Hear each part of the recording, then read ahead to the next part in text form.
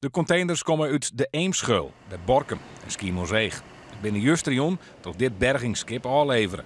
De malje van maritieme dienstverlener BDS gingen van de morgen vol vaasje onder slag om het ijzer, hout en plastic zo vol mogelijk te skieren. We halen wel het hard plastic eruit en de witte plastic en het zand er natuurlijk bij weg. En voor aluminium zoeken we uit en voor de rest, de rest is afval voordat we de wilden verbranden.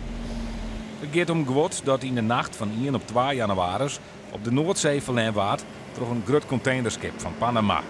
Het skip verleert dus aan 300 containers. Het verwerken van containers en inhoud betekent voor BDS wel een paar mannen werk. Wij leven van calamiteiten en het is gewoon snel denken en snel handelen. Dus dit hele project dat werken we uit in een dag en dan staat het en dan gaan we los. En je ziet dat al onze mensen, wij draaien op eigen kranen, wij draaien op onze vrachtwagen, wij doen alles zelf en dat is gewoon onze kracht. En eigenlijk wil ik zeggen, niet lullen maar poetsen.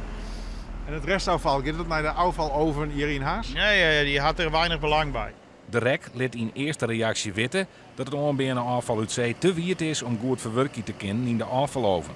Het restafval zal nou verwerken worden in Alkmaar, Wijster en Delfzijl.